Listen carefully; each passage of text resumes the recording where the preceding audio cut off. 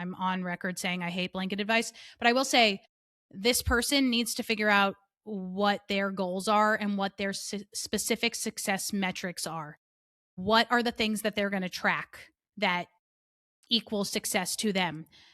I know it's really important for creators to think about metrics to track and report on that are different and other than just the download. So maybe you're obsessed with refreshing your podcast hosting provider to see how many downloads you have.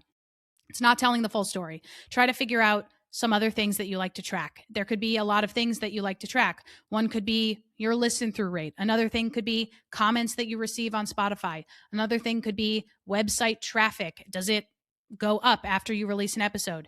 Email replies. Do you get email replies along with each episode? When you put it out, do you then hear from people and say, wow, that was so impactful? Find a way to measure success that is not just the vanity metric of downloads, and that will help you keep going beyond this 12th episode or whatever number you said, to then figure out, is it worth it for you? Do you like this?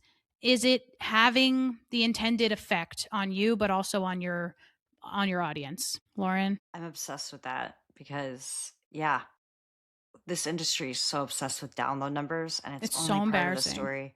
It's so Hot embarrassing. take. And it's only part of the story. And you can paint a beautiful story with other metrics. So yes.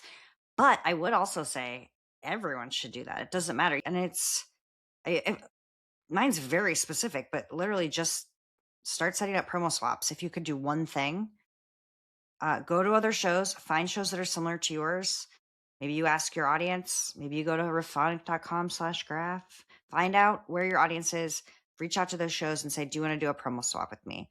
And I guess the other tack onto that is just keep consistency and good quality that you believe in.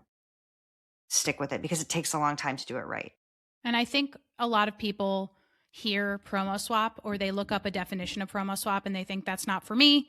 Because I don't want to be promoting somebody else's show on my show, to which we say you're in the wrong business, because a lot of podcast growth is collaboration, not competition.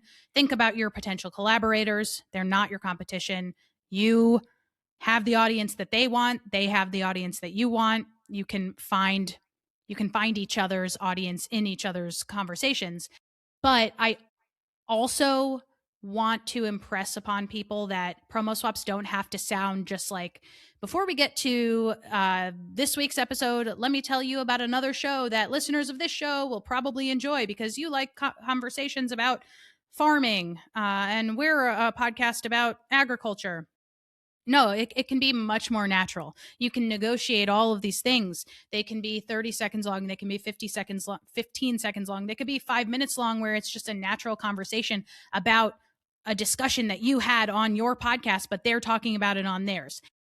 It does not have to sound super mechanical. It does not have to sound, obviously, it's the easiest to set up things that are a little bit more mechanical, but that's why Lauren is a big advocate, and I too am a big advocate for actually having conversations with these people, getting on the phone with someone and trying to think about where your audience overlaps are, and then where are the natural places that we could fit into each other's existing show structure.